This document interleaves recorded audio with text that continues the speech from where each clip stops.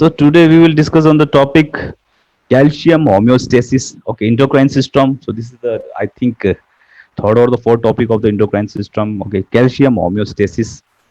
Calcium homeostasis. We will discuss on the topic that is the calcium homeostasis. Okay. So what is the simple meaning of the calcium homeostasis? So what is the simple meaning of the uh, uh, so what is the role of the calcium actually? What is the calcium? Calcium is the mineral. We know that the calcium is the mineral. So what is the role of the calcium? The role of the calcium is the for the formation. In simple language, we can in simple terms we can say the calcium is the mineral that is required in the human body for the formation, for the growth, development, and for the formation of the bones and the teeth. That is the role of the calcium. Okay. Other than that, what is the other role of the calcium? The other role of the calcium is the that we have already discussed earlier in so many topics, the for maintaining the tone of the cell, for maintaining the tone of the cell. That is the role of the calcium. So what is calcium homeostasis? Calcium homeostasis, that means the maintaining the normal blood calcium level, maintaining the normal blood calcium. In simple language, the maintaining the normal level of the calcium in the blood circulation is called the calcium homeostasis. Okay. So what are the factors?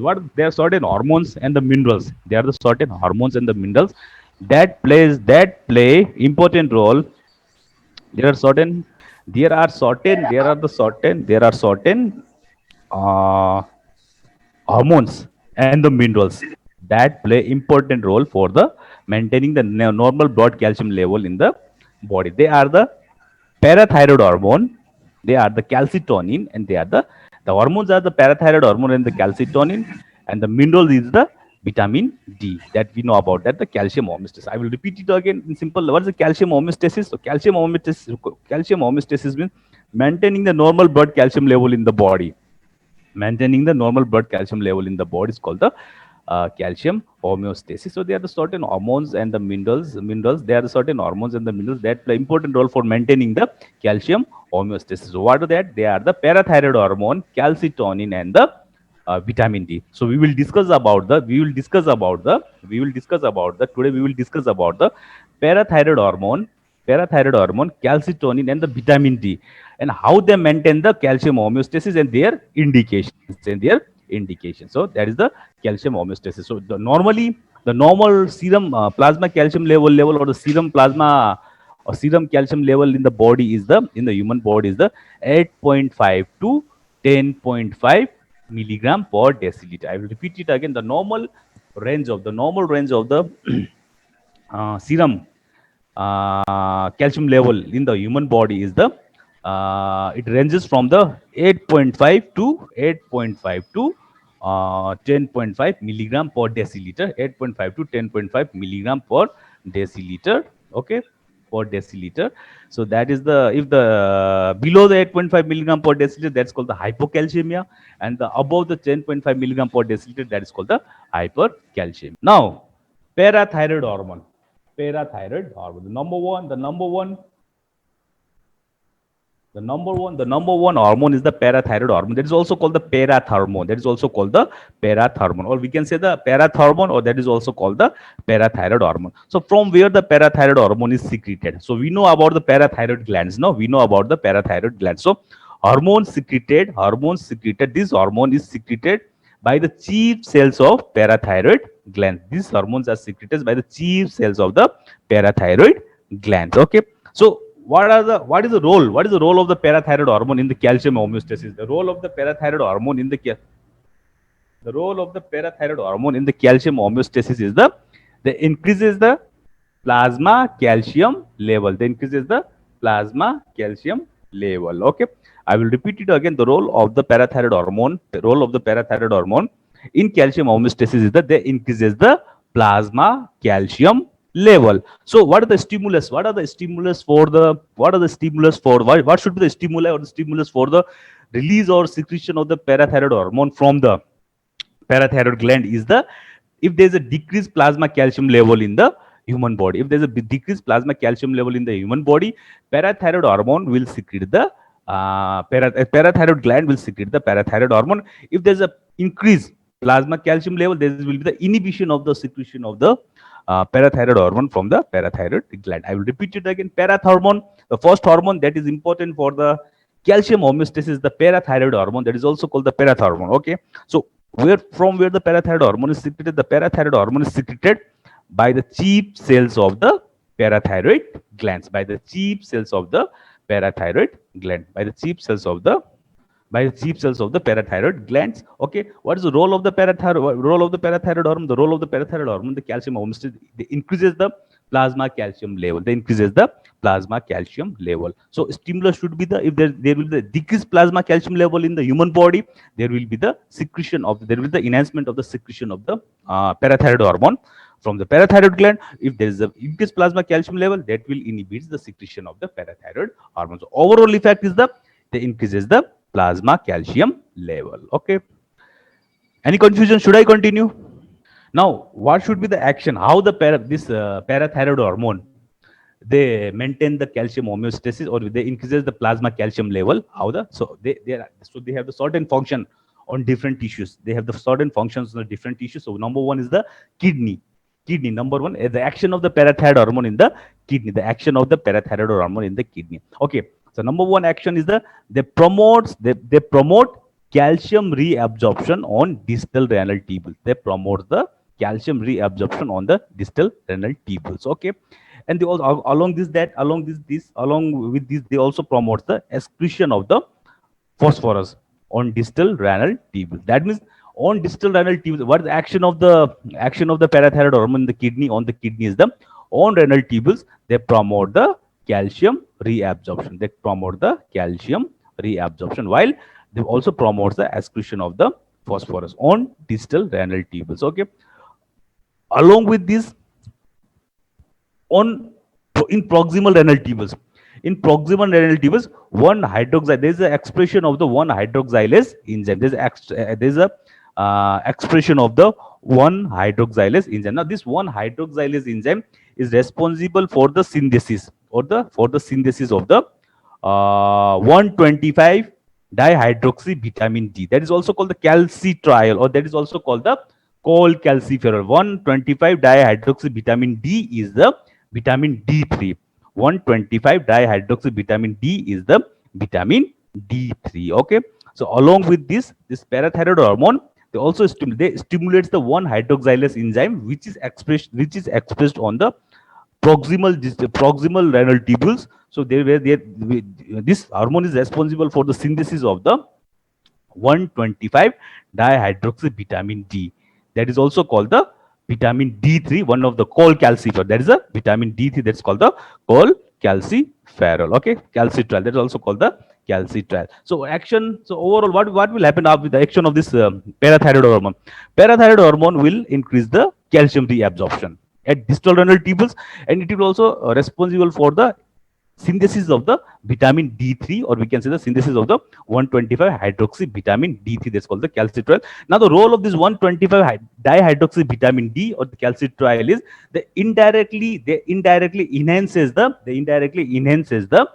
reabsorption, or indirectly enhances the absorption of the calcium from the GIT in gastrointestinal tract, where the calcium is derived from the where the calcium is coming from the diet. When the calcium is coming from the diet, when the calcium enters into the intestine, now here this calcitriol, or the vitamin D3, or 125 dihydroxy vitamin D, is indirectly responsible for the absorption of the calcium. So in this way, they maintain the plasma concentration of the calcium in the human body. Okay, as I have already discussed earlier, action of the parathyroid hormone, the GIT, that enhances the synthesis of the 125 dihydroxy vitamin D, calcitriol, or the vitamin D3 in the kidney, that we have already discussed earlier. And thus this vitamin D3, or the calcitriol, is responsible for that promotes the absorption of the calcium in stomach, and the along with the phosphorus, absorption of the calcium along with the phosphorus in the GIT, gastrointestinal tract, in the gastrointestinal tract. Okay, so when the calcium is taken from the diet, or the phosphorus is taken from the diet, that will be absorbed from the GIT, And the which minerals will be responsible for that? Vitamin D3, 125 dihydroxy vitamin D. And where this 125 dihydroxy vitamin D is synthesized? It is synthesized in the proximal renal tubules, where the parathyroid hormone is responsible for the synthesis of the this 125 hydroxy vitamin D at proximal renal tubules, that indirectly absorb the calcium from the GIT. Okay, other action on the bones, the action of the parathyroid hormone on the bones. So we know about they stimulates the osteoclastic activity. They enhances the osteoclastic activity. This osteoclastic activity is responsible for the resorption of the bone. Resorption of the bone that increases the plasma calcium level. Okay, what is the osteoclastic activity? What is the osteoclast? Osteoclast, they are the bone cells. Osteoclasts, they are the bone cells which are responsible for the osteoclasts are the bone cells which are responsible for the destruction of the bone tissues and the bone cells, which are responsible for the destruction of the bone tissues and the bone cells. So when this osteoclastic activity will be increased, so what will happen? That increases the bone resorption. So what is the bone resorption? What is the meaning of the resorption? The meaning of the resorption, bone resorption, is there is the flux of the calcium. There will be the flux of the calcium from the bone into the surrounding circulating system, into the surrounding circulating system. That means the calcium will be, there will be the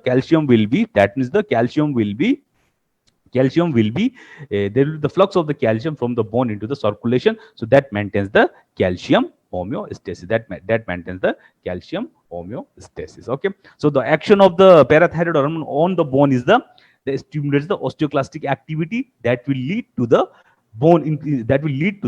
increased bone resorption activity. So because of the increased bone resorption activity, there will be the flux of the calcium from the bone into the surrounding circulation that increases the plasma calcium level. That is the action of the parathyroid hormone in the bone. Okay.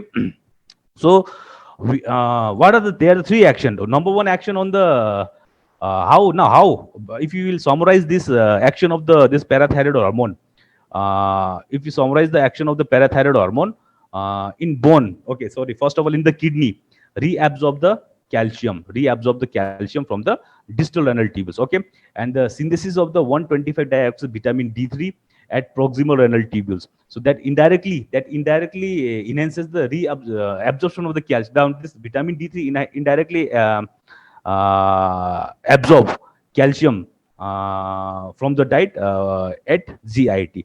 And the third is the effect on the bone, increases the osteoclastic activity and the bone resorption that causes the flux of the calcium from the bone into the circulation, that causes the surrounding circulation, that increases the plasma, that maintains the plasma calcium level. So the direct action in kidney is the reabsorption of the calcium in distal renal tubules, and the direct action on the bone, that is the increases the bone resorption, and the indirect action in the kidney that is required for the calcium homeostasis by the parathyroid hormone is that is the synthesis of the 125 dioxy vitamin D3 that further indirectly promotes the reabsorption of the absorption of the calcium in the GIT. Okay, so this is the action. These are the action of the parathyroid hormone. Okay, any confusion till now? Any confusion? No, sir. No, sir. Okay, Sir. should I continue? Yes, sir. Yes, sir.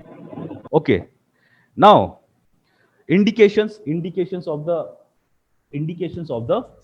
parathyroid hormone. So number one indications, okay, chronic hypocalcemia. So what is the hypocalcemia? We will discuss about the postmenopausal osteoporosis later. The important thing, the simple thing is the chronic hypocalcemia.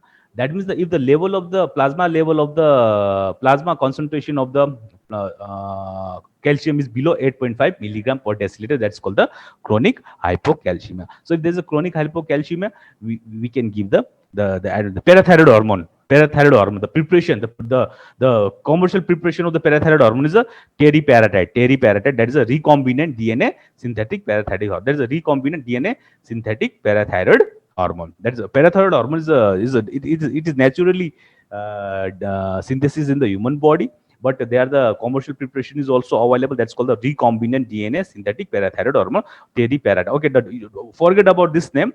Just remember the commercial parathyroid hormone. That's called the recombinant DNA synthetic parathyroid hormone. So number one indication is the chronic hypocalcemia. And the other is the postmenopausal osteoporosis. Okay, what is the osteoporosis? Osteoporosis is the disorder of the bone. Is the disorder of the bone that is characterized by the loss of the quality and the density of the bone. That is characterized by the loss of the quality and the density of the bone. Loss of the quality and the density of the bone that will lead to the fragile bone. And in many times that causes the bone fracture. I will repeat it again. Osteoporosis. What is the osteoporosis? Osteoporosis is the disease of the bone. Osteoporosis is the disease of the bone that is characterized by the loss of the quality and the density of the bone. So that because of the loss of the quality and the density of the bone becomes fragile and the more susceptible for the fracture. That is the osteoporosis. So one of the common cause of the osteoporosis is the common causes of the osteoporosis is the number one is the calcium deficiency. Okay, number one is the calcium deficiency in the diet. Okay, or the vitamin D, calcium or the vitamin D deficiency in the diet, or the other causes are the postmenopausal osteoporosis, postmenopausal phase. What will happen? Hormonal changes in postmenopause. Hormonal changes. So what is the postmenopause? What is the menopause? Menopause is the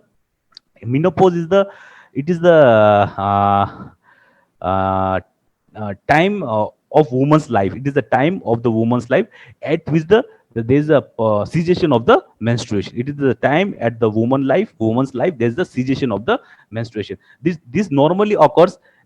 This normally occurs at the age of the 45 years. The duration, the time period after the 45 years of age, when there's no menstrual, when there's a cessation of the menstruation, that is called the postmenopausal period. That's called the postmenopausal period. So what happened during the postmenopausal period?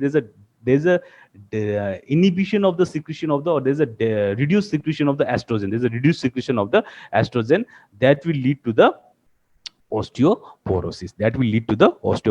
Okay, so during the postmenopausal osteoporosis, so the drug that can be given is the recombinant DNA synthetic parathyroid hormone, and the route of administration of this drug is the subcutaneous route. That's the subcutaneous route. Okay, that's the postmenopausal osteoporosis and the chronic hypocalcemia.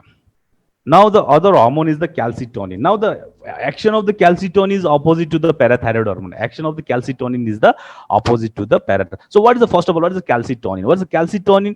It is a polypeptide hormone. That means it contains the amino acid, 32 amino acid. That's a polypeptide hormone. It's a polypeptide hormone. Okay. From where this calcitonin is secreted? Calcitonin are secreted from the parafollicular cells. That is also called the C cells of the thyroid gland. That are secreted from the parafollicular cells of the thyroid glands. So what is the function? The function of the calcitonin is to reduce the plasma calcium level. Function of the parathyroid hormone is to increase the plasma calcium level, and the function of this calcitonin is to reduce the plasma calcium level. So what are the stimuli? The stimuli which is responsible to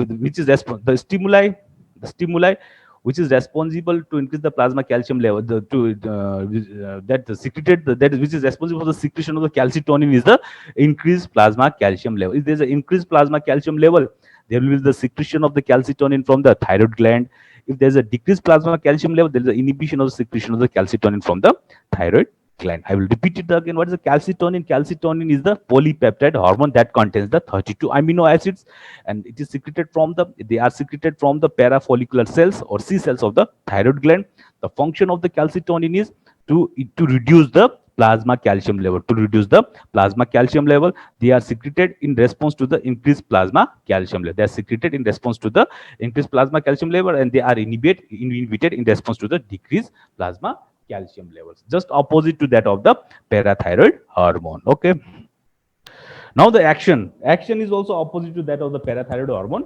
Okay. Number one, in kidney, there is a reduced reabsorption of the calcium in renal tubules, from the renal tubules. That is they enhances the excretion of the calcium in the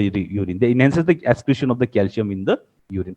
reduce renal tubular reabsorption. The action of in kidney is the reduce renal tubular reabsorption. That means the enhances the excretion of the calcium in the urine. And similarly in the bone, they inhibits the bone resorption. They inhibits the osteoclastic activity that will inhibit the bone resorption. So there will be the minimized flux of the calcium from the bone into the surrounding circulatory system, into the surrounding circulatory system. So that will lead to the reduced plasma calcium level. If there is an excess plasma calcium level is level, that reduces the plasma calcium. So the action is opposite to that of the action is the opposite to that of the parathyroid hormone. Number one, reduced renal tubular reabsorption, that increases the excretion of the calcium in the urine, and in the bone, that inhibits the bone resorption. So there will be the resorption, which minimize the flux of the calcium from the bone into the circulation, which minimize the fluxes of the calcium from the bone into the circulation. Okay. So overall effect will be they reduces the blood calcium level by inhibiting by enhancing the excessive excretion of the calcium into the urine, or by inhibiting the bone resorption that inhibits the or minimize the fluxes of the calcium from the bone into the circulation. Okay. Now the indications. Okay, hypercalcemia. Okay, if the plasma calcium level is more than the 10.5 milligram per deciliter, that's called the hypercalcemia. So in that condition, we can give the calcitonin. The commercial preparation is the salcalcitonin. Okay, remember that salcalcitonin. Calcitonin is the normal hormone that is secreted in the human being, and the commercial preparation is the salcalcitonin, that can be given by the subcutaneous or either by the intramuscular, subcutaneous and or intramuscular route, Okay. Paget's disease, other disease is the Paget disease. Okay, what is the Paget disease? So Paget disease, okay, just remember the name of the disease. This is a genetic disorder. This is the genetic disorder of the bone. So what happened in the Paget disease? Generally, it's a genetic disease, or sometimes it may cause by the viral. It may cause by the some viral infection also, but the main cause is the main reason is the genetic predisposition is the Paget disease. So in Paget disease, actually there's a alternating period of the during the remodeling of the bone. During the remodeling of the bone, there's a alternating period of the osteoblastic activity and the osteoclastic activity. So because of this osteoclastic activity and the osteoblastic activity, the bone become the fragile. Okay, so for that condition, we can give this calcitonin. Okay, so Paget's disease, that also causes the hypercalcemia. That also causes the hypercalcemia. So to control the hypercalcemia, in the Paget's disease, we can give them this calcitonin. Okay, so at least remember the name of the disease. Other thing is not important. So number one indication is the hypercalcemia, and the number two indication is the Paget's disease. Number two indication is the Paget's disease. Okay. Now the vitamin D. I think you know about this vitamin D. What is the vitamin D? Okay. So the source of the vitamin D is from the diet is the dairy products. Okay. So what is the vitamin D? They also play an important role in the calcium homeostasis. Okay. So because we have already discussed that one of the important role is the vitamin D is the absorption of the calcium from the GIT. They promote the absorption of the calcium from the GIT. So they also play plays an important role in the calcium homeostasis. So what are their action in the calcium homeostasis? They facilitates the absorption of the dietary calcium and allowing the full expression of the parathyroid hormone. Number one action for calcium homeostasis is the absorption of the dietary calcium and allowing the full expression of the parathyroid hormone. Okay. Now the vitamin D. So we know that there are the two types of the vitamin D, vitamin D2 and the vitamin D3. I think you know about that. Vitamin D3, which are biologically active in the human being, vitamin D2 and the vitamin D3. Okay, vitamin D2 is called the orgocalciferol. And the vitamin D3 is the cholecalciferol. It's called the cholecalciferol. Vitamin D2 is present only in the plant. Whereas the vitamin D3, they are synthesized in the skin. So in skin, 7 dehydro cholesterol is in skin. The cholesterol, the cholesterol in skin, the cholesterol, 7 dehydrocholesterol is present. Dehydrocholesterol is present. When this 7 dehydrocholesterol is exposed to the ultraviolet ray of the sun, they are exposed to the ultraviolet rays of the sun, there will be the synthesis of the vitamin D3. There will be the synthesis of the vitamin D3. Okay, so commercial preparation of the vitamin D3 and the D2 and the D3 are available, but the most commonly used preparation are the vitamin D3. Okay, I will repeat it again. There are two types of the vitamin D2, that's called the orgocalciferol, and the vitamin D3, that's called the cholecalciferol, and they are the biologically active in the human. Both of them are the biologically active in the human being. Vitamin D3 are synthesized in the skin when the cholesterol of the skin, when they are exposed to the ultraviolet rays of the sun. Okay, so there will be the synthesis of the vitamin D3. Vitamin D2 is present only in the plant. Okay, they are present only in the plant, and the commercial preparation of vitamin D2 and D3 are available, but the commonly used is the vitamin D3. Okay, I think everything is simple there. Nothing is new. Okay, should I continue? Now the contributing factor for the vitamin D deficiency. What are the contributing factor for the vitamin D deficiency? So number one is the decreased intake of the dairy products, or deficiency from the diet. Okay, decreased exposure to the sun, they are the contributing factor. Increased use of the sunscreen, and the increased duration of the exclusive breastfeeding in the infants. Okay, decreased intake in the dairy product. Okay, number one indication. Second is the decreased exposure to the sun and the increased use of the sunscreen. That is also the one of the contributing factor for the vitamin D deficiency. And other than that, during the newborn, in infant, for the first 6 months, the infant is dependent on the mother's milk for the nutrition. But that's called the exclusive breastfeeding. Breastfeeding for the first 6 months, where the infant is dependent on the nutrients of the mother's milk, nutrients from the mother's milk. That's called the exclusive breastfeeding. If the duration of the exclusive only the breast milk is given, only the mother's milk is given during the first 6 months. If that's called the exclusive breastfeeding. If the duration of the exclusive breastfeeding is increased, suppose 8 months, 10 months, 12 months, that may also lead to the vitamin D deficiency in the children or in the infants. Okay, so one of the contributing factors is also the increased duration of the exclusive breastfeeding in the infants. Okay, so contributing factor for the vitamin D deficiency are the decreased intake of the dairy products, decreased exposure to the sun, increased use of the sunscreen, and the increased duration of the exclusive breastfeeding in infants. Okay, any confusion? What do you mean by increased use of sunscreen? Sunscreen, what is the meaning of the sunscreen? So when we use the sunscreen, so what will happen? All the body, okay, during the sunscreen means during the that means there will be the limited exposure of the ultraviolet rays to your skin. Okay, there is a limited exposure of the ultraviolet rays to the skin. So what will happen? So that will lead to the so there will be the limited synthesis of the vitamin D3. So that will lead to the that will contribute for the vitamin D deficiency.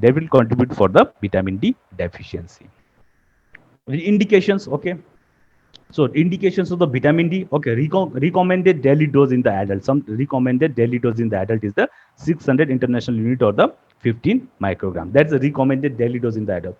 Okay, when the vitamin D is necessary, when there is increased demand. So when there is an increased demand, the conditions are the pregnancy and the lactating woman. So during the pregnancy and the lactating woman, vitamin D should be given at the dose of the 15 microgram per day. Okay, so that will 15 microgram will provide the 600 international unit of the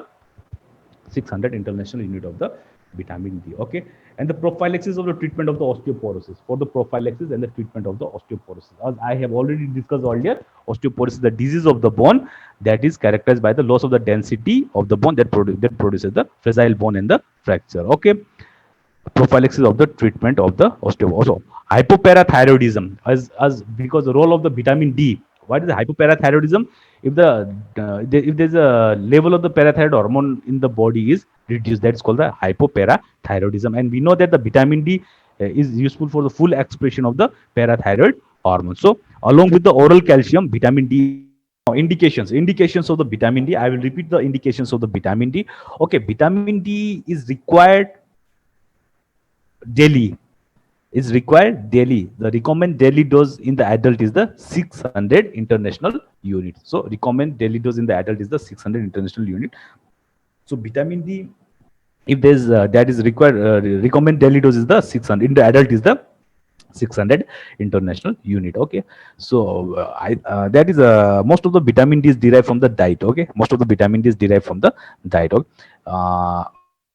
and the conditions where the vitamin D is recommended, indicated, when there's an increased demand. When there's an increased demand, so when the demand is increased, the demand is increased during the pregnancy and the lactating woman. Pregnancy and the lactating woman. So what is that? 600 international unit, 15 microgram per day. 15 microgram per day.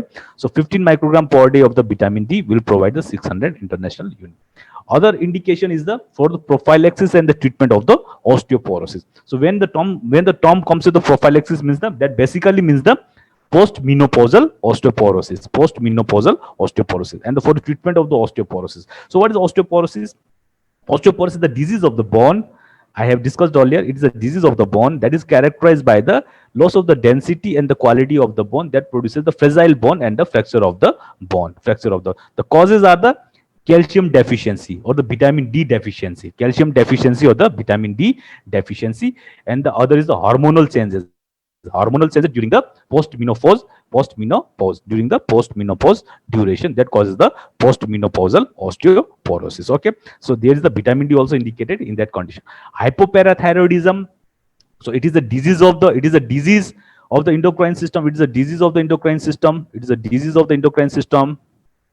Hypoparathyroidism is the disease of the endocrine system that is characterized by reduced parathyroid hormone level in the human body. That's called the hypoparathyroidism. Okay, so for the treatment of the hypoparathyroidism, calcium is given along with the vitamin D, because the vitamin D stimulates the full expression of the parathyroid hormone. Okay, other disease that is because of the vitamin D deficiency is the rickets in the children and the osteomalacia in the adults. Rickets in the children and the osteomalacia in the adult. So you know about it, the rickets and the osteomalacia. They are the vitamin D deficiency disorder. Rickets in the children and the osteomalacia in the adult. So these are the indications of the vitamin D. When there's an increased recommended daily doses in the adult. When there's the increased demand during the pregnancy and the lactating woman. In the osteoporosis, for the prophylaxis and treatment of the osteoporosis, hypoparathyroidism, and for the disease like the rickets in the children and the osteomalacia in the adult. That is because of the the deficiency of the vitamin D. Deficiency of the vitamin D. Okay, is that clear? Sir, the daily dose in adult and pregnant women are same. Daily doses, recommended daily doses in the adult and the demand ko bela, increased demand ko bela ho. That is during the increased demand. Otherwise 400 international unit. Normal daily dose is the normal daily dose is the 400 international unit. Oh, 10 microgram, 10 microgram per day. This यहाँ चाहिँ के भन्न खोजेको, this when there is a deficiency, this recommended daily dose in the adult banale, in case of the vitamin D deficient patient, during the adult, when he is adult, when he or she is the adult, at that time we need to give the 600 international unit or the 15 microgram. Or if there is an increased demand during the pregnancy and the lactating woman, we need to give the 600 international unit. If the patient is normal, no need to give the vitamin D commercial preparation of the vitamin D, because the vitamin D they are deriving from the diet. That is the and the daily requirement of the normal requirement of the vitamin D is the 400 international unit. Okay, children ma 200 international unit ho, ani usma चाहिँ 400 international unit भनेको adult ma ho. And when there's a demand is increased, or when there's a deficiency of the vitamin D, so at that time the recommended daily dose in the adult is the 600 international unit. And when there's an increased demand during the pregnancy and the lactating movement, so at that time also the 600 international unit. Okay. Okay, adverse drug reaction, that's called the hypervitaminosis D. Hypervitaminosis D. Okay, that's the excessive level of the vitamin D. That's a rare condition. That is a rare condition. That's called the excessive. If the vitamin D is taken for the longer duration, that causes the hypervitaminosis D. That is characterized by the hypercalcemia and the hyperphosphatemia. Also hyperphosphatemia, hypercalcemia and the hyperphosphatemia. That causes the increased level of the calcium in the blood, or the increased level of the phosphorus in the blood. Hypervitaminosis D. Okay, that's the adverse drug reaction. This is the only the adverse drug reaction. There's a rare adverse drug reaction. That is the rare adverse drug reaction of the vitamin D. Okay. Okay, that's all for today. Any confusion? Any slide? If there's any confusion in the any slide, so we have discussed about the. Today we have discussed about the, okay. Important thing is here. Now we have to see in this picture how now the calcium. So we have discussed about this. We have discussed about vitamin D. This calcium homeostasis. That means the maintaining the blood circulation of the calcium in the human body. Okay. Okay. So what are the factors? What are the hormones and the minerals? They are the parathyroid hormone and the calcitonin and the vitamin D. So how the parathyroid hormone how the parathyroid hormone is responsible for the calcium homeostasis? The parathyroid hormone enhances the reabsorption of the calcium at distal renal tubules, and the parathyroid hormone is also responsible for the synthesis of the vitamin D3 calcitriol at proximal renal tubules, that indirectly absorbs the calcium, dietary calcium from the GIT. And the third is the parathyroid hormone. They enhances the bone resorption, or the osteoclastic activity and the bone resorption. So that increases the flux of the calcium from the bone into the plasma circulation, or into the surrounding circulatory system. That also maintains the calcium homeostasis. Where the calcitonin, the role of the calcitonin is opposite to that of the parathyroid hormone, because they enhances the release of the calcium, excretion of the calcium from the renal tubules, from the renal tubules, and they inhibit the bone resorption. So that reduces the flux of the calcium from the this bone into the surrounding circulation. So that maintains the calcium homeostasis. Okay, so overall effect of the parathyroid hormone is reduces the plasma calcium level, so increases the plasma calcium level, and the overall effect of the calcitonin is that they reduces the plasma calcium level. So how the body maintains the plasma calcium level? So when there's a reduced if there's a reduced blood calcium level, stimulus is the reduced blood calcium. So what will happen? There will be the release of the parathyroid hormone. There will be the release of the parathyroid hormone from the parathyroid gland. Now what will this parathyroid hormone? It has got their function. Number one is in the kidney, increases the calcium reabsorption from the kidney, and also increases the synthesize the vitamin D3 in the kidney. So what will happen when there's an increase of the calcium uptake from the kidney? They increases the blood calcium level. Okay, when there's a synthesis of vitamin D in the kidney, so what will happen? Now this vitamin D3 indirectly increases the calcium uptake from the intestine. That also increases the blood calcium level. And similarly, the parathyroid hormone, they stimulates the calcium release from the bone by enhancing the bone resorption. So they also increases the blood calcium level. So they brings back the falling blood calcium level to the normal range. Okay. Again, in converse, when there's an increased blood calcium level, that's an imbalance. So that is an imbalance.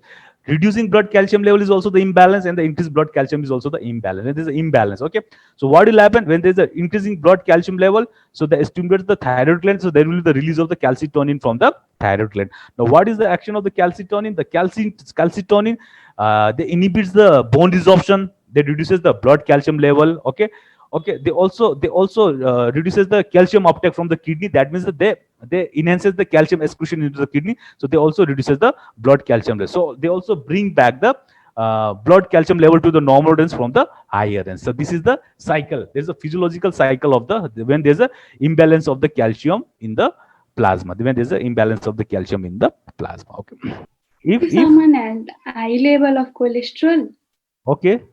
and they are exposed to sun, Hmm. then will the cholesterol level be lowered? Cholesterol, Okay. the cholesterol that no, not the cholesterol. That's one of the enzyme that's called the 7-dehydrocholesterol. 7-dehydrocholesterol enzyme is present. 7-dehydrocholesterol enzyme is present in the skin. Now, this 7-dehydrocholesterol present in the skin, when that is exposed to the ultraviolet rays of the sun, that causes the synthesis of the vitamin D3 in the body, in the human body, है. Cholesterol बडी भयो भन्दैमा कोलेस्ट्रोलको level बडी भयो भन्दैमै vitamin D three synthesis बडी हुने भन्ने चाहिँ होइन है, त्यस्तो त्यो चाहिँ होइन. Vitamin D is synthesise when the 7-dehydro cholesterol will expose to the ultraviolet rays of the sun. भनेपछि cholesterol Jun skin, the cholesterol that is present in the skin, when that is exposed to the sun, ultraviolet rays of the sun, that produces the that causes the synthesis of the vitamin D. Ultraviolet rays भनेको that only exposed to the superficial surface of the skin. No, not it doesn't penetrate to the skin. That doesn't penetrate to the below the skin. That means the deeper structure like penetrate गर्ने, that only exposes to the cholesterol that is present in the skin.